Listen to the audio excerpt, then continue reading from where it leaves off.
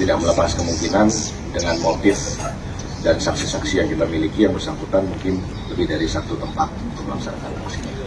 Juga menggunakan alat bantu. Di sini ada obeng untuk melakukan pembobolan rumah kosong, dan mereka juga menggunakan alat bantu seperti halnya kunci T untuk melakukan aksi khususnya curanmor tadi.